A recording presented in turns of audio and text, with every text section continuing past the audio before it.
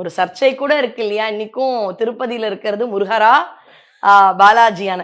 இன்னும் பாத்தீங்கன்னா அருணகிரியார் திருவேங்கடமுடையான் அப்படின்றத முருகனா பாடுறார். மகாபெரியவர் கூட சொல்வார், பாலானா குழந்தை, ஜீன்ற மரியாதையோட, குழந்தைக்கு மரியாதை உள்ள குழந்தை இல்லையா, அது நம்ம வீட்டு குழந்தையா, அது யாரு? பரம்பொருள் குழந்தையா இருக்கு. அதனால பாலாஜி தான் பாலாஜின்னு. அப்ப குழந்தையாகவும் முருகன் தான். கொஞ்சம் வளர்ந்து வரும் பொழுது நம்ம எல்லாருக்குமே ஒரு பருவம் பொழுது இந்த காதல் திருமணம்னு வரும்.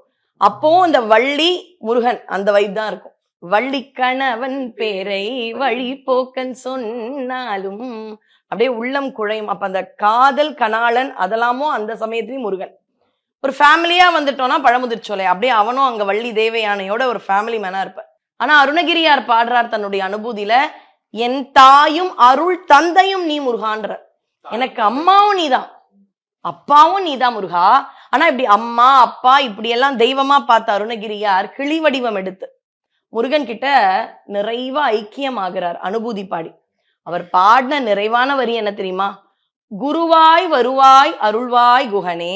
அப்ப எனக்கு எதுவும் தெரியல, எனக்கு எல்லாமே தெரியும் நான் நினைச்சுட்டு இருக்கலாம்ப்பா. ஆனா ஒரு சமயத்துல வாழ்க்கையில ஏதோ ஒரு பிரச்சனை, அடுத்த ஸ்டெப் நான் எப்படி போகணும்னு தெரியல. வேலையா இருக்கலாம், குடும்பமா இருக்கலாம், இல்ல ஏதோ சொத்து பிரச்சனையா இருக்கலாம். அப்ப நான் எதுவுமே இல்லாம இருக்கும் பொழுது சரியான வழிகாட்டி குருவாக இருப்பதும் முருகப்பெருமான்.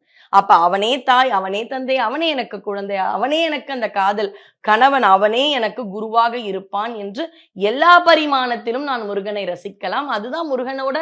இப்ப பாத்தீங்கன்னா எல்லா யூடியூப்லயும் முருகன் அப்படின்னா ஆனந்தமா கேட்கிறாங்க. ஏன் இப்படின்னா நீங்க அந்த மாதிரி ஒவ்வொருத்தரும் முருகனை ஒரு கோணத்துல அந்தந்த வயசுல அந்தந்த ஒரு குடும்ப நபரா முருகனை கொண்டாடுறதுனாலதான் அந்த உணர்வு.